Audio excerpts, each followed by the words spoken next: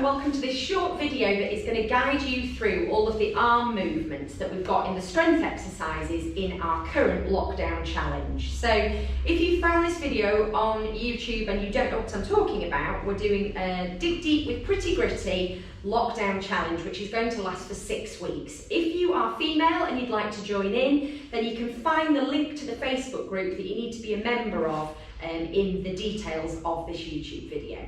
So we're just going to run through quickly the different arm exercises so that any of the ones that you're not familiar with, you can quickly have a look what the ones are on your plan for the day, and then if you need to see what that movement looks like, check this video out and we will show you how they go. So Katie, what's the first one? First one is arm raises. So ideally for most of these exercises, hand weights would be the best option. Possibly no hand weights that are particularly heavy initially. So front raises is just, you can do that with a kettlebell too, just raising slowly up to shoulder height and bringing it back down to your hips, engaging your core as you go, staying nice and tall. Okay, shoulder taps. These are just starting at the top, as tall as you can, tapping to your shoulder, back up again. Looks like nothing. When you're doing 40, you really start feeling that one. So we'll be doing lots of those. Bicep curls, again, with two, you're perfectly balanced to do them. So if you don't have 2 dumbbells or hand weights, this probably is one of the exercises where you should try and find a household object that you can easily hold in one hand. So a small bag of rice, a little bag of sugar, a tin of beans, something like that. Because obviously if you've just got one kettlebell, you could do that, but you would have to do half the time. You'd have to do swings. They're not the easiest to hold for your wrist. You're better off with something like that than a kettlebell, definitely. Yeah. Raise down circles. So that again is another innocuous exercise. It just builds and builds and builds. Looks like nothing, but you'll soon be thanking us for that for 45 seconds. A couple of times through. Right, upright row. Yeah. So you can do that quite easily with one weight, and a kettlebell works perfectly well. I would be tempted to take a split stance, because if not you can end up using your back and rocking back a little bit, which we don't want.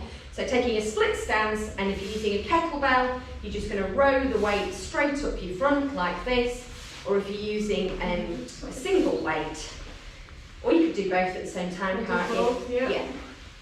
So slightly different action, but either of those is fine. Okay. A chest press. So this one's on the floor. Yeah, and again you can use one weight or 2. Yeah. So lay down on your back, probably bend your knees, and then starting with them either with the 2 weights either side of your chest, or if you've got a kettlebell, just resting it lightly on your chest, and you're just going to extend your arms straight up above your chest. Okay. Next, side raises. These are probably slightly heavy for me. But the side raise is just like the front raise, what it says on the tin. Yeah. Going up to the side, keeping in control, coming down slowly. So that's another one where you're going to have to improvise, because one weight doesn't really work. You want to be doing it balanced, so with a weight in each hand. So a tin of beans is perfect. Okay, tricep dips. Yep, so for that you're going to need a bench or a chair. Sit down on the bench, hands either side of your legs, and then you can either do it with your legs bent at 90 degrees and you just want your elbows going straight back, trying to keep your bottom nice and close to the bench, or if you want to make it slightly more difficult, you want to extend your legs in front of you and then just do the same action but with straight legs. Yeah. We've got flies. Again, it's another one of those with only hand weights would work. Yes. So again, you can go into the slightly crouched position, leaning forward and doing your chest. There's obviously arm work as well. So, let's see. Walkouts. Okay, so this is the one we're going to start standing. Your hands are going to come down onto the floor in front of you. You're going to move your arms as far away as you can and then you're going to move them back in again. Now we're standing up, no, so just back to your feet and then back out again. So although this is quite tiring on your shoulders and definitely will work out your arms, you're also going to require to switch on your abs for that one as well, because that certainly as you get further out you can feel using your core as well. Feel what it is. Plank 180. Yeah, maybe just you, because it does take up quite a lot of room. So you'll need to be on your knees, and actually on a soft cushion might be good because it just allows it to move a little. And you're just going from the plank position, going as far forward as you can, and walking yourself round to 1/4 the hour, and all the way through again to the other side. That looks like an exercise that children would think was fun, doesn't it? You can imagine like everybody joining in with that. What does that say about me? I love it. Okay, lying flies. Okay. So this one lying straight down on your chest. A good one for swimmers this. So hands out in front of you, slightly off the ground, and moving them all the way around. So no weights required for that one. No. And you're just keeping your chest fractionally lifted off the floor for the whole thing.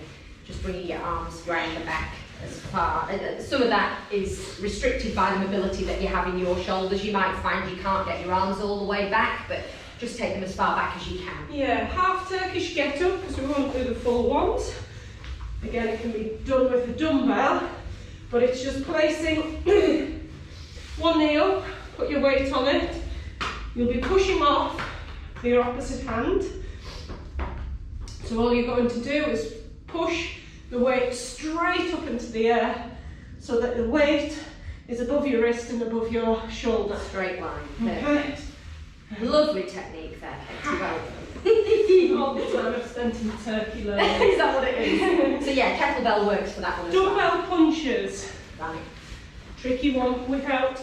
Well, yeah, but we were saying this actually is one that you can do without any weights, but if you're going to do it without any weights, then pretend you're actually punching someone. So when Katie does it with the weights, you're not going to use massive amounts of force, and it wants to be a more slow and controlled movement, just a slight twist from the hips, but it's a slower movement. If you're doing it without any weights, then it's much more of a lightly punching, and you might do 5 or 10 on one arm repeating, and then the other arm, the same thing. Skull crushers. Yep. So this one? Yeah. That's the one that we said you could do with a straight arm or a bent arm. So skull crushers, if I just turn to the side so you can see, when you're lying down and you've got your arms at right angle here, okay, and you're going to come up. Yeah, so starting with the weight straight up above your chest, and then just dropping it down over the back of your head with a bent arm, or your other option is with a straight arm, and then you're just going to lift the weight further back. So that's slightly harder, and it also targets slightly different muscles. Yeah. Again, the mobility in your shoulders will dictate how far to the ground you can get that weight, but just go as far as you can. Star crossed. This is like a little dance. Okay. So this is starting with a weight, holding it on one side and bringing it down to the hip on the other side. So down, up, Across the top and down. then to the other diagonal. I suppose it's like drawing a triangle to the hip. It is. Lovely. Okay. Yeah. Where are we up to? Gosh, there's so many on here. PRAYPUSHES. Yep. Yeah, this is a really unusual one. So it's pretend you're praying, push your arms together, and then start extending them out, and all the way out there, as far as you can go, and then pull it back slowly. So the whole time you want to be really pressing your palms against one another. So you've got tension in your arms the whole time.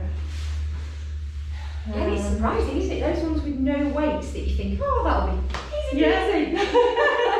Shaky, shaky. Inchworms. So we're catching up with our legs on this particular one. Yeah. So same as before. Hands are down. And this time, instead of bringing your hands back, you're going to bring your feet into where your hands are. And then you turn around and you go the other way. Okay, tricep extensions. So for this one, it's a little bit like the rowing position, but you're having your elbow into your side and you're just doing the tricep movement. So you can see this bit of Katie's arm isn't moving at all. She's keeping that locked in next to her back, and it's just the forearm that's moving. Keep the weight close to your leg. Woodchoppers. Yeah. Do that with that I one? wonder if you can, yeah, you probably can. You just have to be careful you don't swing it and whack yourself. But yeah, you probably can do it with this. So this is just straight up into the air with your weight and then dropping, doing a squat as if you're chopping with an axe, and bring the weight as close to the ground as possible. That's your wood chopper. Yeah, Halos. that's fine actually if you hold it lower down and then it's not swinging back and forth. Halos is good with the kettlebell, Okay. but also can be done with any weight really. Tend to hold the kettlebell Upside like down. so, and then you're going slowly round the back of your head, back to your face, and round the back to your face again, keeping in complete control with both arms.